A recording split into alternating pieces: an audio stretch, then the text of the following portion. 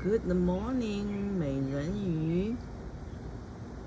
After Mao Zedong took over power, at least 2 million Chinese landowners were killed.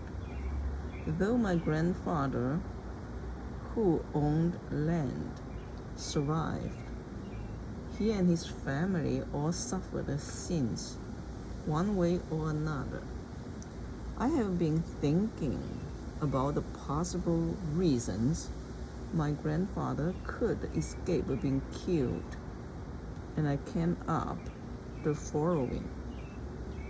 First, before my grandfather, 3 consecutive generations had passed the imperial examinations, which was a great honor and was well respected by the villagers.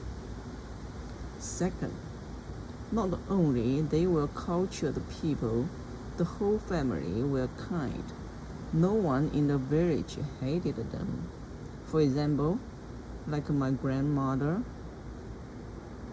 in a famine year, she would cook porridge and provide it to the villagers.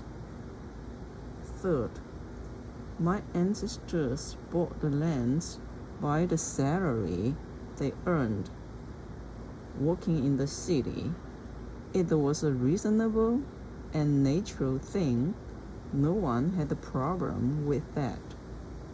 Fourth, my grandfather also walked away from hometown like his ancestor, only returned to the village after he retired.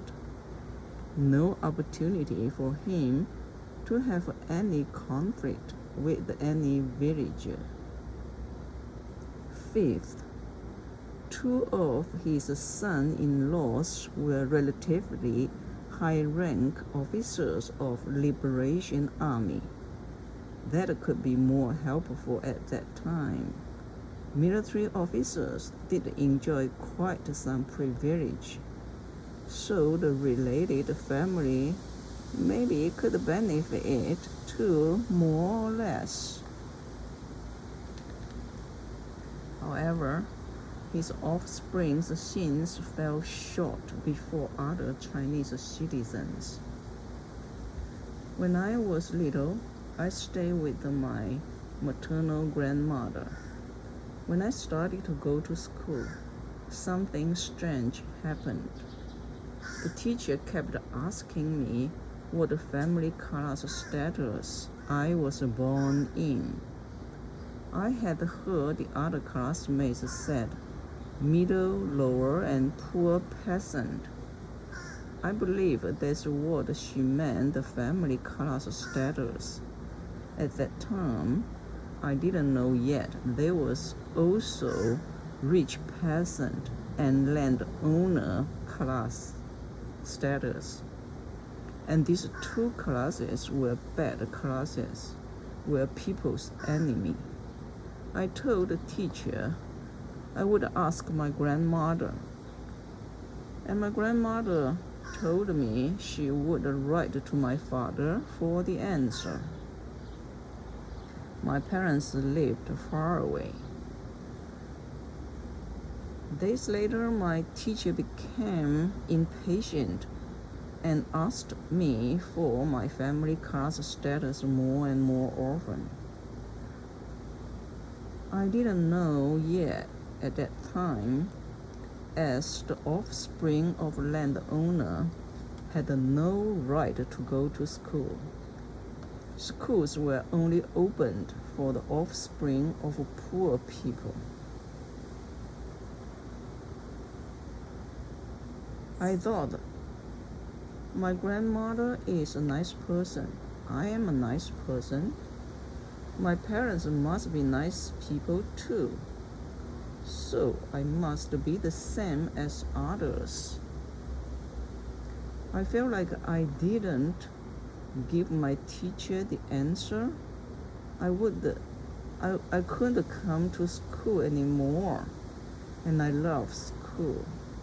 So I told her middle, lower, and poor peasant. But the teacher stared at me, saying, "Your grandmother told you so?" I was so sure my family class status were the same as others, so I nodded my head. Obviously, the teacher already heard something. In her eyes, I was already her class enemy. My grandmother must get the notice I was kicked out of school, but she wanted me to stay in school, so she begged every single friend for help. Finally, I was sent to live in her friend's home, located at the other side of the city. I could feel that my grandmother was in emotion before my leaving. She told me to remember the lady was her best friend. She was the only one who would like to help. At the lady's home, the lady is about my mother's age, and she told me not to worry in school. The teacher would never again ask me for my family class status. My guess is that she added like she and her husband would like to take me in as their daughter, so I could use her husband's family class status, which was poor peasant, a glory one. So from the life experience, I can understand better the meaning of human right and freedom.